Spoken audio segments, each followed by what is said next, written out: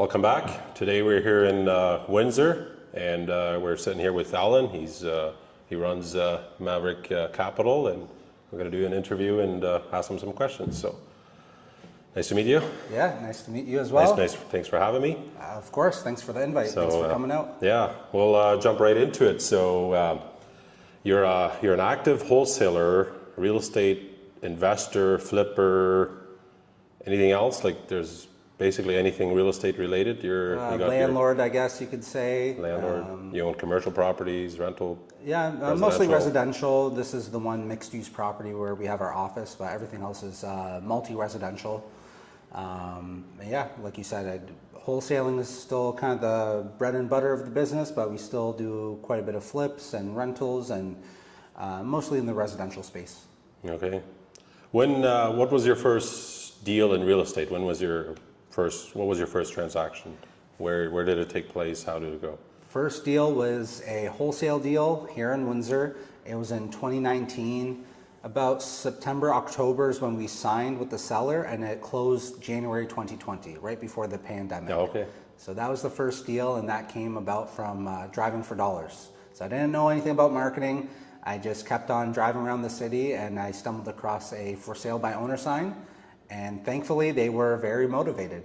And back then, I want to say that property, single family home, I want to say it was $115,000, which is crazy because you can't even buy like a mobile home these days for $115,000. You can't even buy land hardly for that.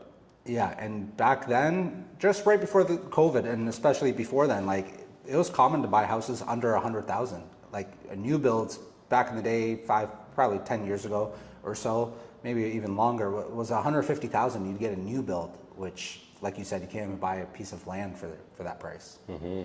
So you found your first deal, you got it under contract, and you had no idea what you were going to end up doing with it, or did you? Well, I did have an idea because a few months before this point, I went to Toronto for a networking event. Okay. So I already learned about wholesaling a couple of years prior to that, but I never did my first deal. I would just kind of stumble my way through, try to talk to a seller here and there, but not consistent at all. But May of 2019, I went to Toronto, and I told myself, like, hey, I'm just going to go there to meet people, to network. I kind of knew like what wholesaling was. I even had some contract templates. My whole goal was to meet people, and I met an investor from Windsor in Toronto, out of all places, and he had like 100 doors at the time. And I just stayed in contact with him. I told him, hey, I want to get into wholesaling, exchange numbers, and I called him a few times before that deal, and I said, hey, I got a potential property for you I'm working on. Nothing panned out until this property. So as soon as I got this property under contract, I called him. I'm like, hey, I think I got a deal for you. He came out and saw it. And he was kind of on the fence, and luckily he went forward with it, and that was my first deal. It was $3,500 assignment fee, which at that point in time was like insane to me. I'm like, oh my God, I just made $3,500 for finding a property. Like, what if I do this again? And you know, I hear of higher wholesale fees, but yeah, that was definitely the starting point for me. Okay. Did you have any real estate experience prior to that? Did you own property or anything prior to that? I've never owned a property up until that point. No real experience. No construction background. One thing that did help me is I had some sales and marketing experience. So I worked commission sales jobs. I worked as a financial planner. Was not very successful, but that taught me cold calling. I did network marketing. Was not successful at that either, but that got me in front of people, presenting to people, cold calling, and you know, a lot of rejection, and it really helped me grow a thicker skin.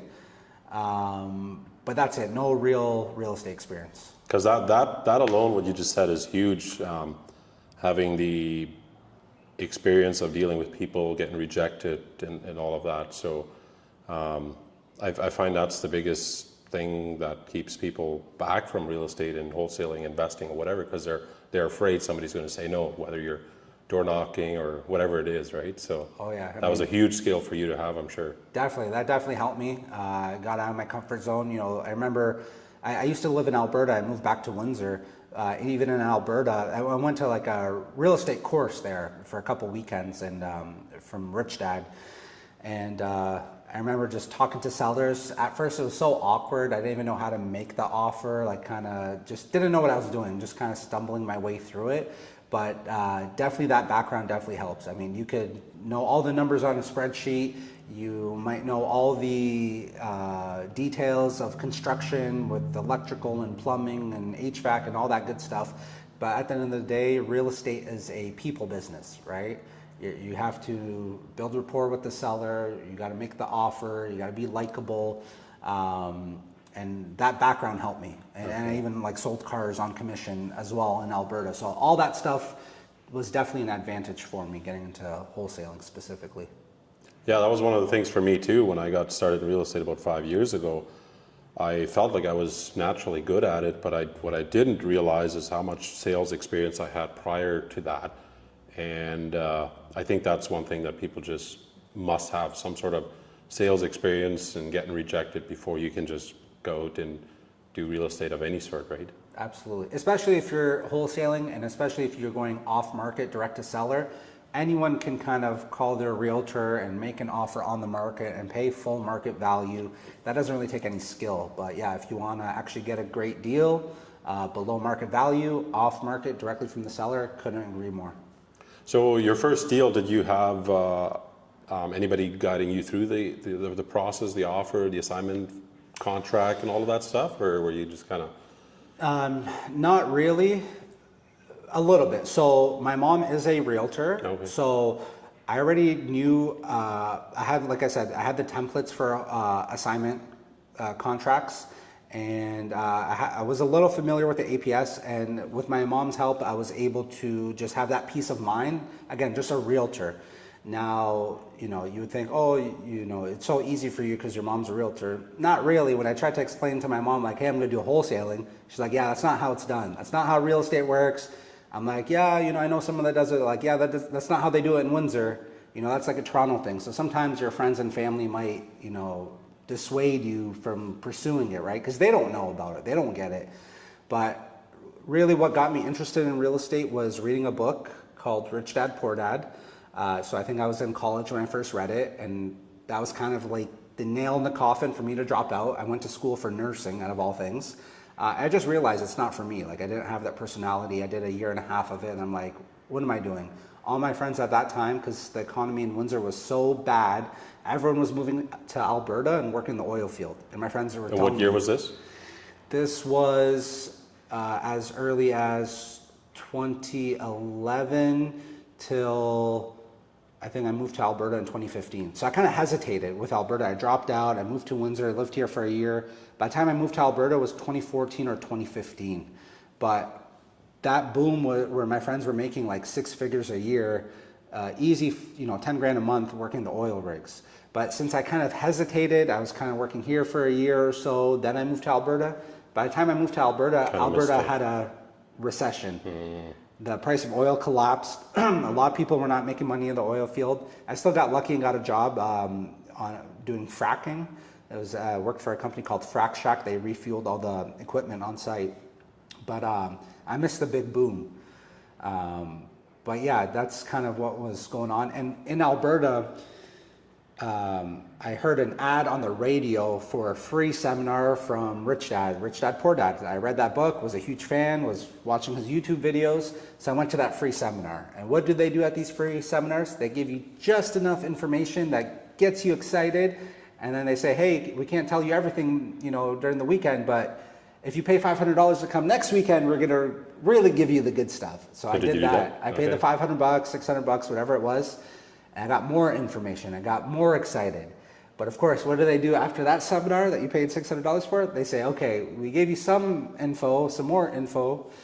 And if you want the real stuff, and we'll hold your hand, and we'll guide you, and we'll mentor you, and we'll show you how to make the real big money, you know, sign up for the top tier, you know, coaching program or whatever they called it. And really, the package started at $10,000 and went out to like $50,000 plus. I'm like, holy crap. And I was hooked. Like, I was like a believer.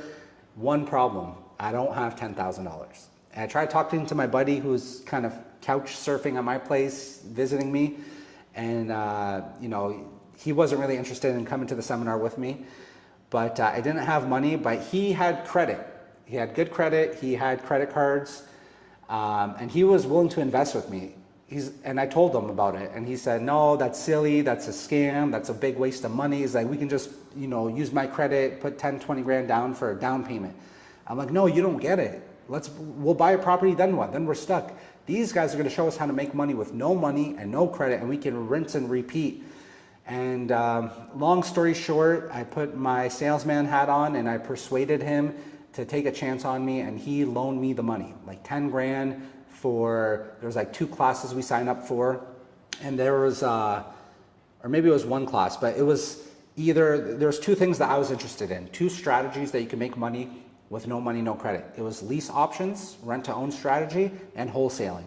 So I talked to the mentor over there. I'm like, hey, I don't know what I should do. I'm really interested. He's like, are you planning on moving back to Ontario? I said, no, I'm staying in Alberta at that time. He said, well, why don't you do lease options? He's like, listen, lease options right now is the #1 strategy in Alberta. He's like, wholesaling is easy. I can teach you how to wholesale. I'm like, okay, cool. I'm basically getting 2 for the price of 1. So let me just sign up for lease options. And there was another starter kind of basic course that came with that. Anyway, so through email, he kind of mentored me. I didn't take full advantage. I don't want to point the finger. I should have asked more questions. I could have asked for more help. He did kind of guide me to talking to some realtors, but the biggest thing was he sent me the contract templates, and I kind of had an idea what I needed to do. I just didn't know really how to find the deal. So that kind of got me started into wholesaling. And then what happened was I quit my oil field job, started selling cars, and then wasn't doing too well at that, and then came home to visit in Windsor, and I was just at this crossroads in life. I joked around with my friends, I'm at a quarter life crisis, because I was 25 And what age years would old. you have been at that 25. point? 25. 25. So instead of midlife crisis, I'm at a quarter life crisis, because I'm like, selling cars isn't going too well. It's not as successful as I think and as I thought I was going to be. And the dealership I was working was like a hole in the wall. It was a little sketchy. I didn't feel too good about it.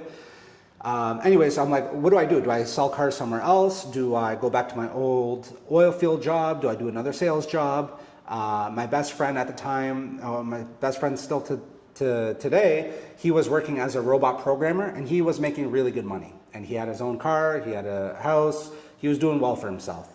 He's like, hey man, why don't you go back to school for a couple of years, then you could work with me in the States making money. And then, as I said, my mom's a realtor. I'm like, do I get my realtor's license? Like, what do I do? So I ended up moving back to Windsor, going to school for 2 years for the robotics program. And I figured I could always get into real estate later. And the thing was, I spent 10 grand on this course that my friend loaned me the money that I have to pay back. I was like, man, I spent 10 grand. Like, what a waste of money. I have to do something with it. And real estate was always in the back of my mind. I would always come across for sale by owner, call them, try to do something. And then that kind of turning point was before that first deal, I came across another for sale by owner sign. This guy was super motivated, house is boarded up. Because usually when I see for sale by owner, it's just someone that doesn't want to pay the realtor. They want market value. They're not motivated. But this is, and sometimes I see boarded up houses, but I don't know how to contact the seller. Mm-hmm. So this was like the best of both worlds. Off market, for sale by owner, and boarded up. And I thought this deal was gonna be my first deal. I'm already counting the wholesale check.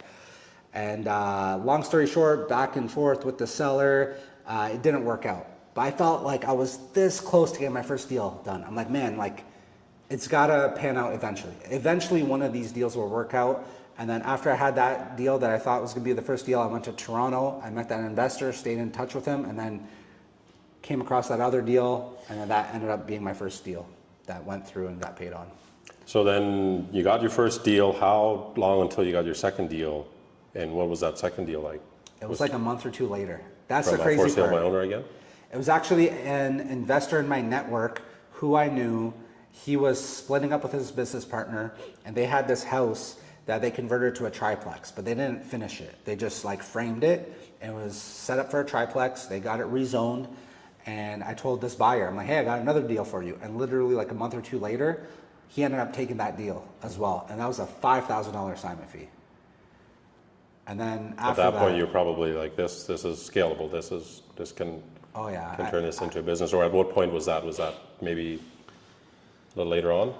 A little later on. So in between all of these things, like even between the first wholesale deal that I did before it closed, I went to another event in Windsor, another mentor of mine. He was wholesaling for years. He was doing very well. I would see his ads all over the place. and he started his own coaching mentorship. And I went to one of his events, and that got me really excited. Then they launched like a mastermind group. So within like the first 3 months of 2020, I signed up for his mastermind group, which was like $15,000 for like 6 months. And again, I didn't have the money to put it on good old Visa. And that's when I really learned how to turn wholesaling into a business and to do marketing. Because with marketing, you can be consistent with it. Because driving around the city trying to find for sale by owner is not very consistent. But with marketing, you can consistently generate leads, and out of those leads, if you work them, you can close deals. So. And what did that marketing look like? Was that mostly online, signs? It was handwritten letters. Wow. Yeah. I learned about different kinds of marketing, like bandit signs and this and that, but I never really did it. But then what was cool about that mastermind group was there's a bunch of other guys with me. And I'm probably like late 20s, going on 30 at this time. And these guys, they're young 20s, like 21, 22, they're making $20,000, $30,000, $50,000 wholesale fees.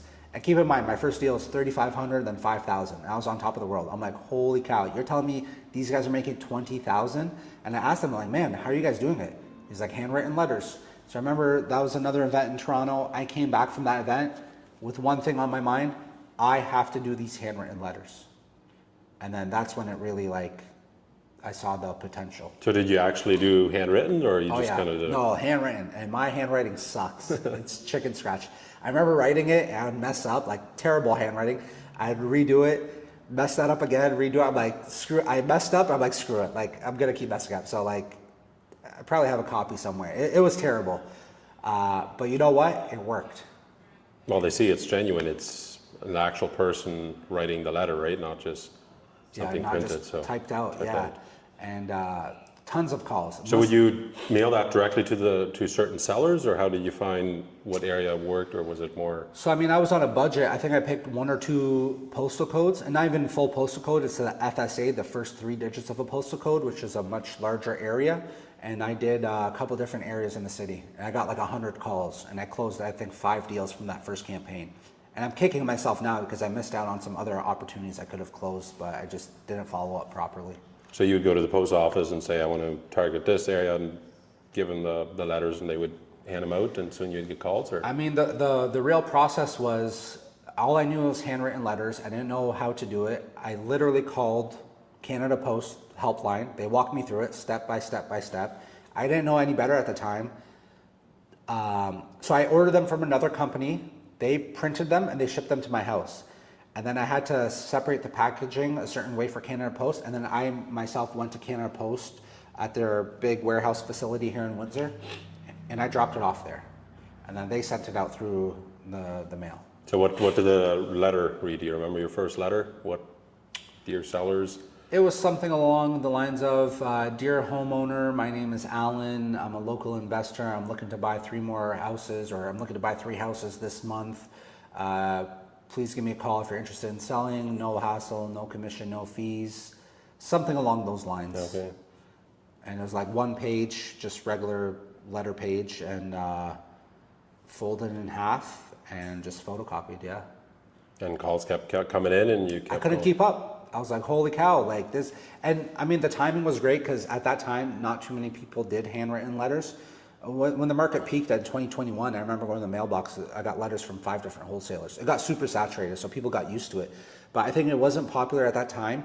And also that time of COVID, right when COVID happened, people were on edge. I think majority of people thought the market was going to completely crash, and instead the opposite happened and just boomed. So I think a lot of people just wanted to sell quickly, and everyone was locked down at home. So they got the letter and they called, and I remember joking, I'm like, I can't even go to the bathroom without the phone ringing. Like, it was just ringing nonstop. And I wasn't doing very good follow-up. I was just focused on the low-hanging fruit, the sellers that are very motivated. They're motivated, sounds like a low price, sounds like a deal. And there's so many others that I missed out on. So then I remember you saying the first 6 of them was that buyer that you had? Or how many deals did he buy from you? In 2020, I did 12 wholesale deals, not including flips or rentals. He bought 6 of them. So he bought number 1, number 2, And then I had one where he wasn't interested. It was more like a room rental. I sold that one to like a realtor in Toronto. And that was a cool story. That was a $5,000 assignment fee. That was cool because I remember they mailed me a check and I got a letter like UPS and I opened it up. It was a check. I was like, holy cow, this is cool. And then again, I'm involved in this mastermind group with all these other guys. And then I feel like I'm not doing enough because cool, I'm making a little bit of money, but it was 5,000. The first one was 3,500. That was like 5,000, 5,000, 5. I was like, man, it was a mental barrier. Like I want to make over 10,000. I want to make 20,000. And then, yeah, he bought a bunch more and then sold some to some other people. And yeah, he bought 6 out of 12 deals. And then I learned like, it's not ideal as a wholesaler to rely on one buyer. Right. Because it's great for the buyer. It's not so good for you as a wholesaler, right? You want to. So at that point, you open up your buyers list, your marketing towards more buyers. Yeah, more buyers on Facebook and the mastermind group. And then it took me a couple of years to seriously start building that buyers list though. And today you have close to 5,000. Wow. Kind of fluctuates. I think the last time I checked it was like 4,800. And they get the automatic updates, emails. Yeah, they get the email. I mean, I'm on your list, so I see it all the time. There's a bunch of deals coming in, so. Yeah, absolutely. And then keep in mind, not everyone opens up the email, right? Sometimes that ends up with spam. Sometimes I have deals in London, and my Windsor buyers don't care for London or Kitchener, right? And the buyers out there, they're not looking at Windsor necessarily, right? So we have different buyers for different geographical locations. So you did, just trying to think back here again. So you had your first buyer, he did several deals with you, and then you scale that up. At what point was it too much for you to handle? Where you couldn't take the calls anymore, you couldn't go out and see the property, and you started thinking, scaling up your business? I mean, early on that first year, I still had my day job. I mean, I was off a couple months for COVID, but I was working in the US for the big three as a contractor. And I remember I did a mailing campaign and I'm at work, and it's not an 8-hour shift. It's like 10, 12 hours usually, 7 days a week potentially. But I remember I did a mailing campaign. I'm getting calls and I'm stuck at work and I'm trying to sneak out to answer the call, but I can't catch all the calls. And I teamed up with another person in my mastermind group. I'm like, hey, I got a ton of calls, but I'm at work. I can't handle them. He's like, hey, I'm pretty good at sales and I can handle the calls. He's like, do you want to work together? So I did I did this a few times, kind of like a JV, if you will, for a wholesale campaign. So that was like one instance. And then like a couple years in, as I'm growing, you start to run out of time because I would drop leads. I wasn't very good because I'd get leads and then sometimes right away it's a deal, but sometimes it's not so clear. It's like, oh, it could be a deal, it might not be a deal. Like you have to check the comps. So you talk to a seller, you're making notes, and then I'm checking comps, and then another call comes in. And then you pick up that call, and then you're talking to the person, and then you got 2 comps to check, and then another call comes in, and then you fall behind. And then what happens was I would be so focused on working on the leads I got that I didn't do any more marketing, and then it would die out. Mm-hmm. Then I'd do another marketing, and then you gotta wait for that process and to send out. And that marketing can take a long time, right? There's probably several months delay from the time of marketing till you actually get the calls, or is it fairly instant? It's pretty quick, but it depends on by the time the print shop prints it, by the time they ship it, by the time you drop it off to Canada Post. And then sometimes people hang on to the flyer for 6 months or a year. And some people call immediately. So it was a big lag factor, but as I got, a couple of years into the business, I did bring on some people to help me. And then I just realized hey, I'm going out on appointments to meet the seller, walk the property, and then we'd have calls and then have to check comps. And then you fall behind very, very quickly. Like right now, we kind of still fall behind sometimes. And I have someone full-time that answers the phone. So there's just a lot of moving pieces. So how many calls would you get on any given day these days? It really depends. I mean, on a slow day, maybe 0 calls. When we especially do the flyer campaign, we might get 5-10 calls in one day. Maybe more. During that first COVID campaign, it was probably 10-20 calls in a day. That's crazy. It's a lot. It's a lot to keep track, and you probably had no CRM tool. No CRM, just my chicken scratch handwriting. And yeah, so it's very important to stay organized. Mm-hmm. So what do you see in today's market? What's your experience with these sellers? What's their biggest motive to sell? Is it just financial strains? Is it people looking to move out? Like what's the majority of your sellers looking at? I mean, we see it all. We see some people are just older and they just want to downsize. They don't want to pay a realtor. They see this as a simple, more convenient option for them. But majority speaking, I would say it's some sort of financial distress. There's a lot of people hurting right now. A lot of people that bought during the boom and the peak of the market, they have buyer's remorse. They're trying to sell for what they bought it for, which for the most part is not going to happen. It's a lot of financial distress. And all sorts of situations, estate sales, people dying, divorce, downsize. Recently we had a deal where the guy was very well off. He sold his company to private equity. Like I read between the lines, like this guy was a multimillionaire and he wasn't desperate. He just wanted a simple hassle-free process. But majority has some sort of distress for sure. Mm-hmm. So I'm a realtor as well. And I think there's a lot of realtors that can't see the whole picture, how wholesale real estate works, and probably feel that you're just always trying to rip people off and get the lowest price, which is not necessarily always the case. Sometimes people have a very good reason to sell below market value, right? Yeah, absolutely. Like a variety of reasons, right? Some people just want the convenience factor. Sometimes it's speed. They need the money quickly. But sometimes it's just the shape of the property. Like we buy hoarder houses, like disgusting houses that you don't even want to walk in, like filled from the floor to the ceiling full of garbage. And they don't have the money to clear it out. So you're not going to list that house on the market, right? Good luck taking photos. Good luck doing showings. Like it's not for that, right? If you want to get top dollar, absolutely always list it on the market with a realtor.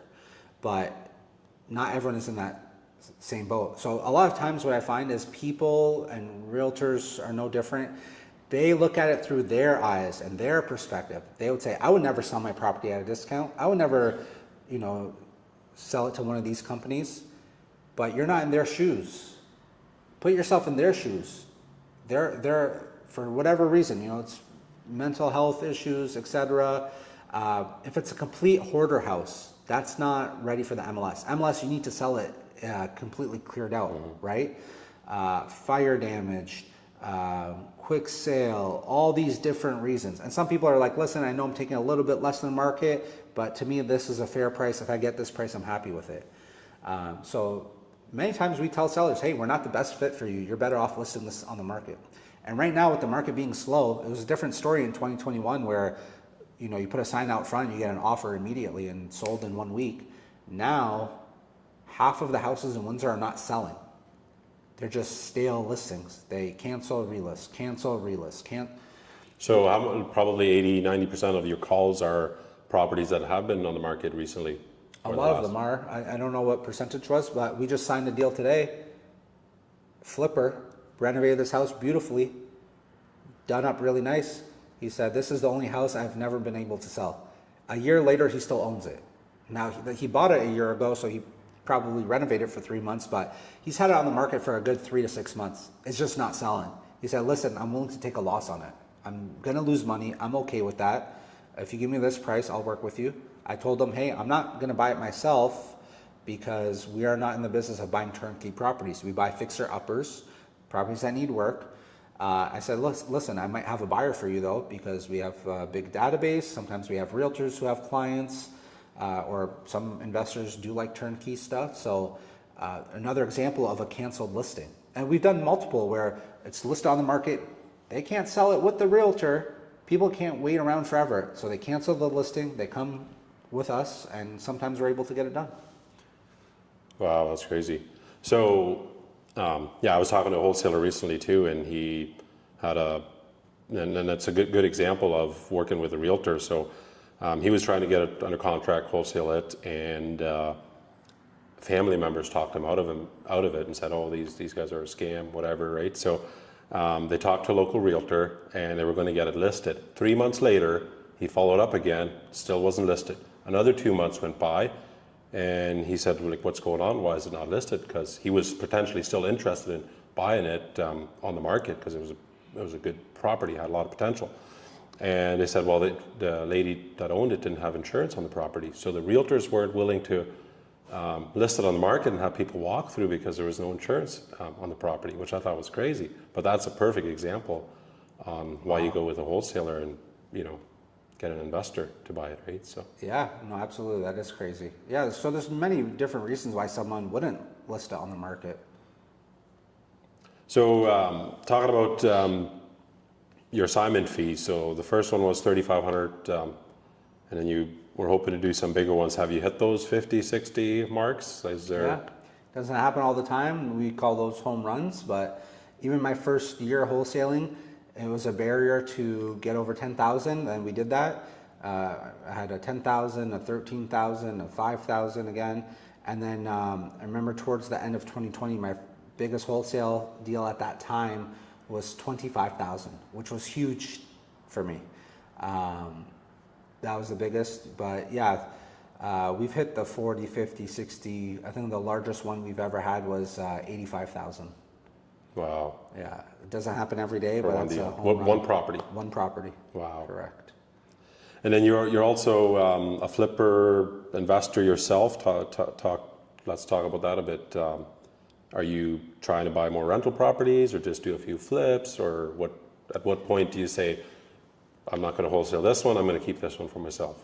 Yeah, that's a good question. I mean, to me now, in the beginning, wholesaling was the end all be all because I had bad credit. I had, I was in debt, not a whole lot of income. So it was just a way to make money and get myself out of that bad debt.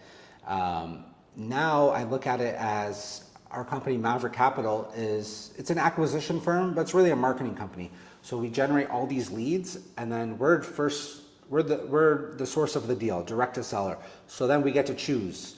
The automatic default is wholesale, but there's reasons why we would close on it, and whether we do a full renovation or just quick lipstick and wholesale it, as we call it, where you just buy it private and list it on the market with some minor touch-ups. Sometimes if it's a really good deal, I kind of don't want to jinx it. We have almost 5,000 people on the buyer's list. It's a small world out there. Someone that knows someone might know the seller. We've had a couple instances where that happened. So we don't want to share it publicly and jeopardize the deal. That's one thing. Another option for buying a property is I buy deals from other wholesalers. So if they have a deal, I'm like, wow, this is a really good deal. I'll buy it because I know I can flip it on the market for more. So I'm not going to reassign someone else's assignment. Couple other kind of reasons why. Really fast closing.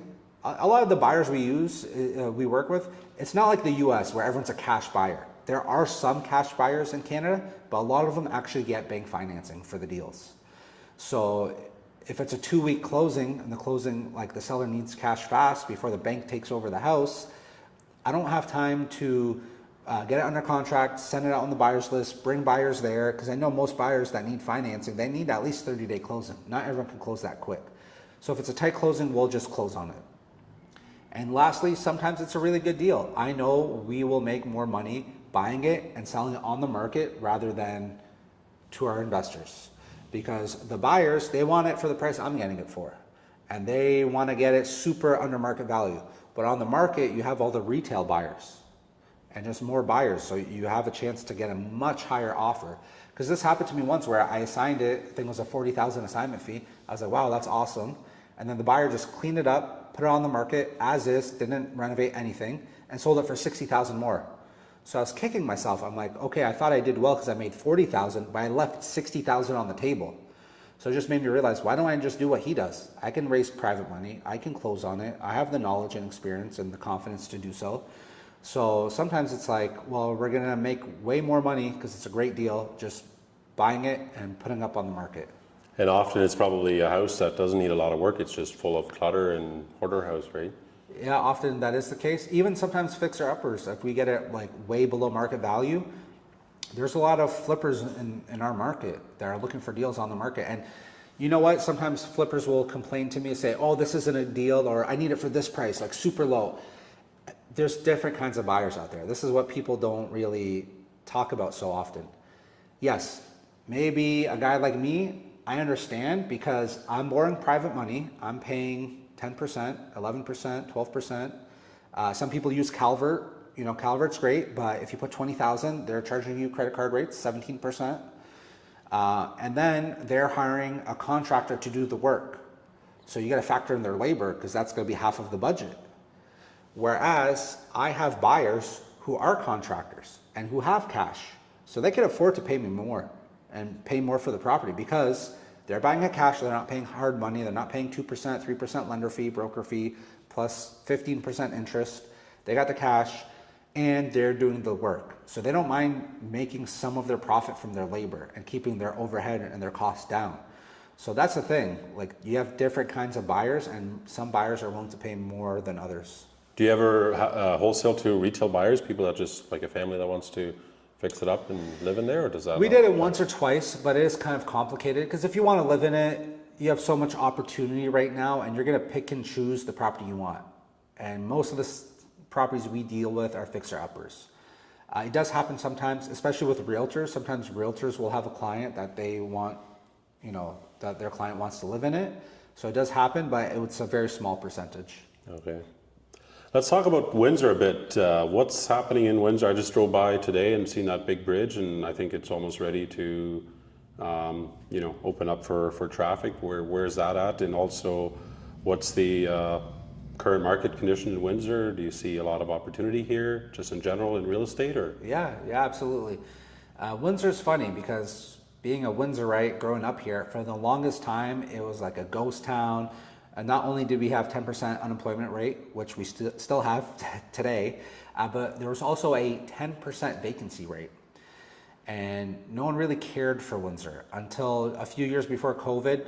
A lot of Toronto buyers started coming in here and started, you know, elevating the market for everyone, because they would sell their $1 million home in Toronto and buy a $200,000 home here and bank the rest, or buy another property. So Windsor has come a long way. It's, you know, it's catching up to the rest of the province. Still very affordable, you know, as a, you know, larger, decent sized city in southwestern Ontario. But recently we have a lot of development. So not only are we a border city, bordering with Detroit, I have a lot of friends and family that work in Michigan. So there's a lot of jobs across the border. I myself had a TN visa and I used to work across there. So it's great because you can get paid in US dollars and you live in Canada, so your expenses are Canadian. So right now with the dollar exchange, they're getting a 40% premium on their income. Wow. So that's one thing not to forget, is there's a lot of opportunity right across the border. We already have a bridge and tunnel to go to the US. You're talking about the Gordie Howe Bridge, which seems like they just completed building. It's not open yet. I think it's later this year or early next year that they're going to open up to the public. That created a lot of jobs just for the construction aspect and all the trucking back and forth. So that's a huge development. They just built a battery plant in Windsor as well for electric vehicles. That's huge. There's been a lot of contractors from out of town working here, renting furnished rentals, short-term rentals here. That's creating a lot of jobs. We have a large university, a large college. So not only do you have domestic students, you have international students, you have jobs here. And again, being local here, I've seen the university and the college just expand year after year. Doesn't matter recession or, you know, bull market, they're expanding their campus. They're adding buildings, facilities, etc. So and all those students need housing too, right? They need housing, absolutely. So that's something that's been here for a while, but that's continuing to expand. We're supposed to get a new mega hospital. They've been talking about it for 5-10 years now. Supposedly they're supposed to break ground anytime now, maybe later this year or next year. So again, they're going to have a lot of contractors here temporarily while they build it. And then once it's built, you know, a lot of healthcare jobs. And I mean, you know, they say follow what the big corporations are doing. You know, if you see a Starbucks, so that's probably a good area to invest because they know where to put their Starbucks location where there's high density. Windsor's getting a second Costco, which is huge because the one on the south side is full. It's very full and packed. So there's going to be another one on the east side of town. And you see a bunch of different high-rise condos going up. Before that wasn't the case, but like they are building like crazy here. So a lot of people are still coming from, I've heard from British Columbia to Windsor, from Toronto is nonstop. People want to come from GTA area for the affordability. The rent's cheaper here. Everything's cheaper. Yeah, the Especially properties housing. are crazy. I drove by a property before and just looked it up on MLS, and it was $199,000. Yeah. And like, it's not a perfect house, but it's a livable, nice little house. Yeah. Downtown Windsor. Like, Good luck finding $200,000 home, in the rest of Southern yeah, Ontario. even London is, your benchmark is kind of the 350 mark right now, unless it's in a really bad neighborhood. Yeah, I mean the average price here is like 550, give or take, but there are those houses that you can get for low 200s, to 300. You can get a decent house. What about the automotive sector? Is that still a booming industry, or is that kind of slowed down? Or Yeah, it's funny. I mean, Windsor is definitely they call it Motor City of Canada or Automotive Capital of Canada. We have, I think, 2 Ford plants. We have a big Chrysler plant. And Chrysler's interesting because that's the biggest factory is the Chrysler, where they used to build the Pacifica. I think they're doing the Charger or something. Windsor's always concerned about that because that's a big employer. Not only is it Chrysler, but you have all these third-party suppliers, that feeder plants that people work at, these other plants that make supplies, parts for that big plant. And they always talk about this third shift. So they have like a morning shift and afternoon shift. They have like a midnight shift. And, they always like cancel it and then bring it back. So whenever they cancel it, people are worried, like, okay, if they keep canceling shifts, that's definitely not good for the economy. Recently, they just brought that third shift back. So as long as we have these major employers, I don't see any issues with Windsor anytime soon. so, despite all the tariffs and everything, they're still booming. They're still producing cars. They're still producing cars at this time, yeah. So I mean, It doesn't matter what the market is. There is a demand for cars, right? And it's probably cheaper for the American companies to buy from Canada than it is from their own countries. Yeah, I mean, we'll see how the tariffs and the trade war pan out, but yeah, there's still, like you said, there's still a demand for cars, right? And it's not so easy for them to just close up shop and open up a whole new factory. They spent like $1 billion or $2 billion just retooling the existing factory. So a lot of times they could just repurpose it to build a new model. Yeah, I found it interesting just driving downtown Windsor here and some of the factories areas, like how booming it is. Like it just brings me back to the good old days where everything was just, booming. And we don't really see that in Kitchener and London and a lot of those markets. It's just kind of stale. Like there's not a lot of, factories going up. Mm-hmm. And here in Windsor, you see that again. There's new construction going up. There is roads being put in, like so much infrastructure being built, which I think is a really good sign. Yeah, no, absolutely. A lot of infrastructure, like you said, and there's a lot of those plants. I mean, Windsor is a blue-collar town. We always compare ourselves to to London because that's the next major city next to us, a couple hours away. And London always seems to be like a white-collar style town and more jobs, and Windsor's more like blue-collar because of all the factories. Mm-hmm. So what does the next 5-10 years look like for you and Maverick Capital? Huge plans to expand, or just kind of continue the path you've been on, or? Yeah, I mean, I would always like to keep expanding. I mean, when I first started, I was just in Windsor and Windsor Essex County, and the next step was the next town over. Logistically, just made sense. It was Chatham, and then Sarnia, and now we've been doing deals in London and Kitchener, Waterloo, Cambridge, and we're marketing all the way up to Hamilton, Niagara, Guelph, just right before Toronto. I would say the next big expansion would be probably entering the GTA market. But there's still a lot of opportunity where we are now. You don't always have to expand out. I asked a mentor, like, oh, should I keep expanding? He's like, well, do you think there's more business for you to do in your local area? I said, yeah, absolutely. He's like, okay, then why spread yourself too thin? It takes a while to learn the market, and then you need the buyers and et cetera. So, and Toronto market is totally different. I think you'd have a hard time breaking through that market right now. Just totally different. It's a different ball game, for sure. And people are always concerned for wholesaling, like, oh, the prices are so high. but the potential profit margins are high. Maybe right now in the market that we're in, it would be tough, but future plans would definitely be to expand geographically, and logically the next step would be like the Toronto area. Another idea that I've kind of played with, I haven't really taken action on, is expanding across the border into Michigan. This is right here. It'd be very simple to go see a property if I had to, and I kind of know Michigan a little bit. It's That could be a huge market. Second home away from home. Besides that, I want to grow my own portfolio, and I want to keep building the Maverick team. I'm still working a lot in the business. I still talk to a lot of sellers and buyers. I don't want to do it forever. I want to bring on more employees and kind of work on the business rather than in the business, and maybe get into larger buildings down the road. You know, the sky's the limit with real estate. You have so many different ways to make money: residential, commercial, new build, development, being a private lender. You know, there's all these different avenues. But I recently set a goal for myself. I kind of learned this from one of my mentors.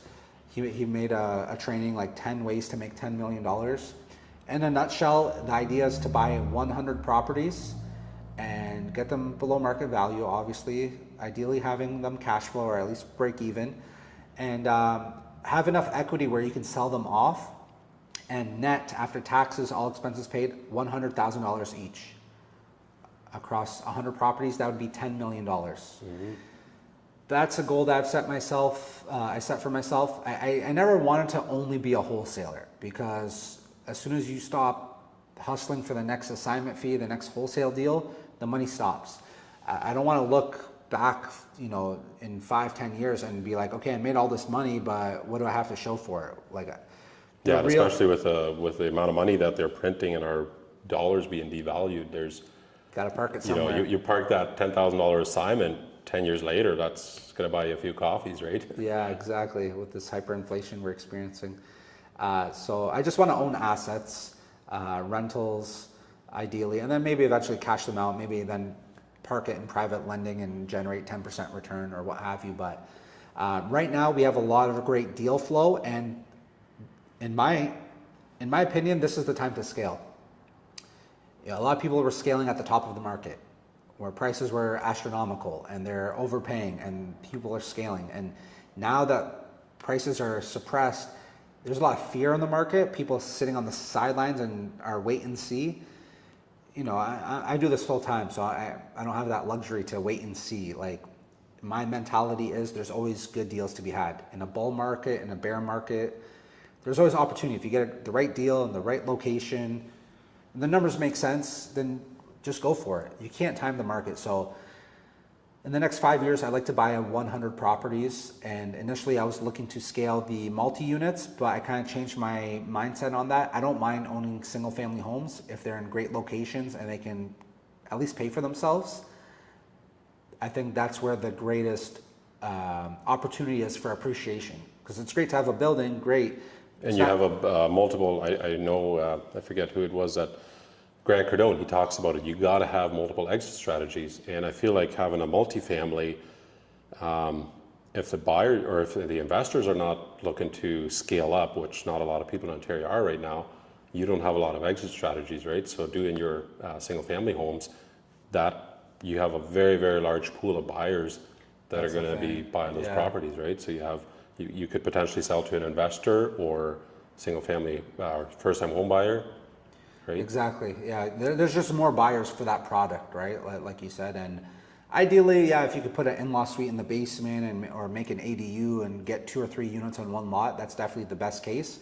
But even so, if it's the right location and I can hang on to it for 2, 3, 5 years for the market to pick back up, I might have $100,000 worth of equity. You might have $200,000-300,000 worth of equity once things pick back up if you buy it right. So that's going to be the next goal, is growing Maverick, to try to have some more people on my team to get myself out of the business, and simultaneously buying more properties. What do you see happening in Ontario in general? I know we talked some areas. What do you see the general market do in the next 6-12 months in Ontario in general? What's your, Yeah. you talk to a lot of sellers, a lot of buyers. You're in the field actively, talking to people. You're probably the first to experience if certainty is going up or. Yeah. Still, there's a lot of uncertainty on the buyer side, even though we had a recent rate drop by Bank of Canada, and we'll see what happens at the end of this month. Some people are saying they're going to cut the rate again, or they might keep it steady. Sellers are definitely more motivated. They're in distress. A lot of people just can't afford it. It's not only like your mortgage went up, the cost of everything went up. Like groceries, gas, insurance, taxes, utilities. So whether or not they have a mortgage, everything else is getting more expensive. All the other living expenses. So the market kind of did a flip-flop from the peak. At the peak, buyers were everywhere buying up everything, and sellers were so arrogant because they knew they could sell their house on the market in Windsor. It was like all the realtors would under list their property, and they would sell it for $100,000 more than asking. Like that became normal in Windsor, and sell it in a week. Now it's the opposite. Buyers are few and far in between. They're very picky. They have so much inventory to choose from. The sellers, they're not cocky anymore. Now they're getting more desperate. They're finally taking the first offer if it's a reasonable offer. Now they're much more reasonable. So, no one has a crystal ball. I think the market will get worse before it gets better. Just the state of the economy and everything that's going on in the world. I know in the beginning of the year, buyers were hopeful. They're like, oh, rates are coming down, prices are going to come back up again. It's like, not so fast. Just because rates go down does not always mean prices are going up. Well, normally the interest rate kind of follows the economy or the whole, down market rate. If the market swirls down, the interest rate usually kind of follows that, right? That's the thing. The sellers don't want to hear that. So if they keep cutting the rate, it's because the economy's not doing too well. We have high unemployment, still high inflation, even though, the government, whatever they say it is. It's just a lot of people are hurting. So I don't see any big changes until something gets figured out between Canada and the US and the tariffs and the trade war. I think that's the biggest thing at this time. There's too much uncertainty, and people are just waiting for things to pick back up.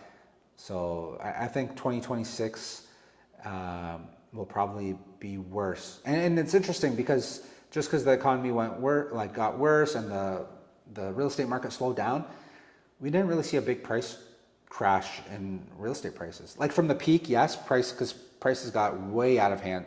We're like 20% from the peak, but the peak was not sustainable. But from last year till now, we haven't seen a huge drop. In some cases, it's actually been an increase. Yeah, exactly. I think month over month, the prices actually went up in Windsor. It was anywhere from like 530, 550 to 570 in that range. So again, people are expecting 08 style crash. I don't know if that's going to happen.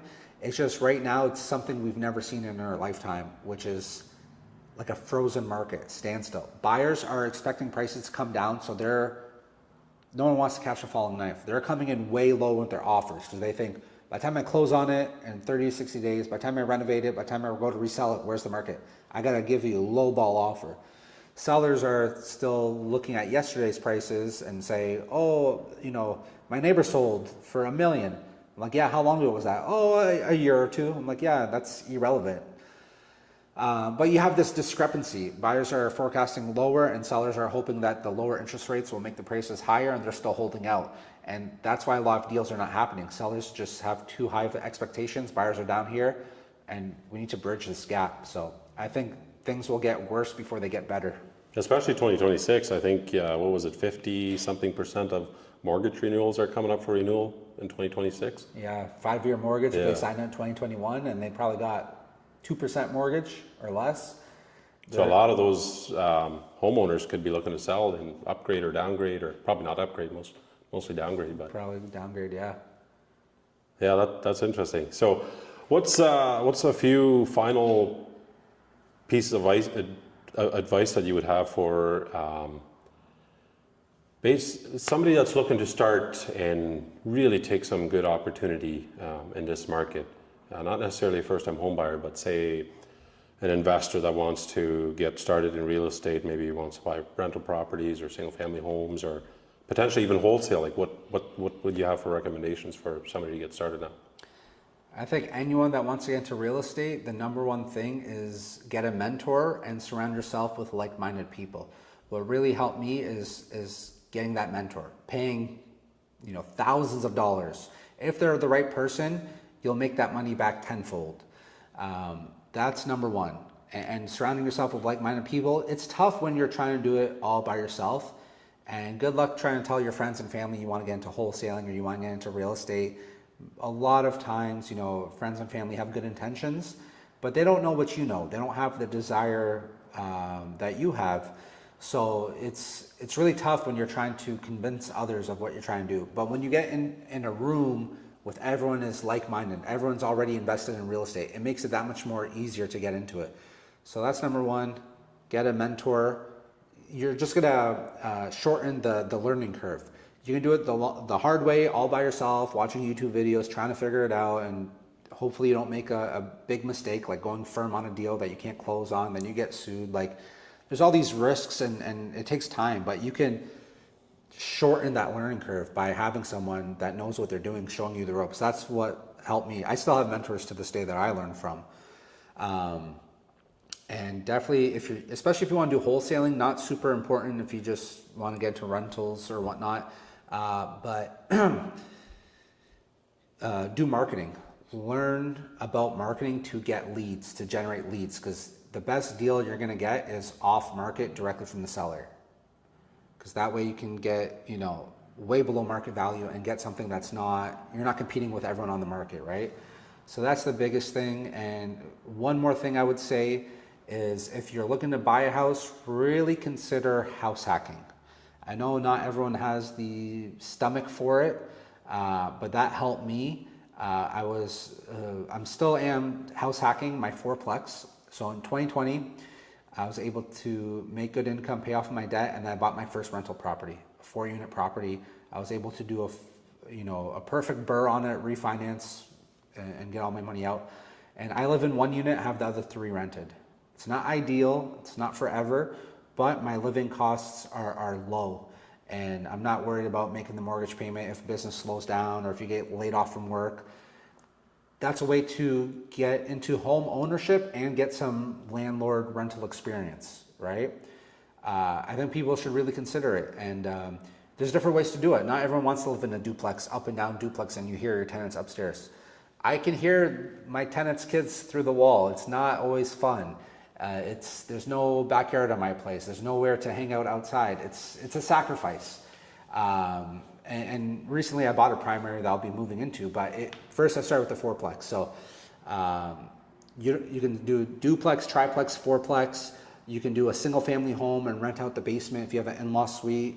I have one property where I have 2 houses on one lot, or like a house and build an ADU. So there's different ways to do it where you do have that privacy, where you don't have to hear your tenants next door.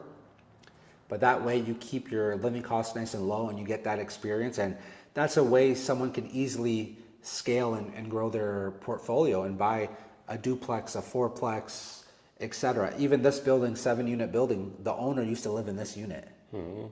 And even my fourplex, the owner used to live in it. So it's a great way to get ahead financially, because it's very tough when you have a mortgage that you're on the hook for yourself, and then something happens with your income, and then you can't even afford to take a risk and quit your job because you got the mortgage. But if people are open to that idea, I think that's one of the best things they can do. Awesome. Well, there you have it. Lots of great advice. Take advantage of this bull market. Lots of opportunity in this market right now. So if you want to join the buyers list, go to Mavericks Capital and join the buyers list, and you'll see lots of great deals there. So thanks for watching. Thanks for having me, Abe.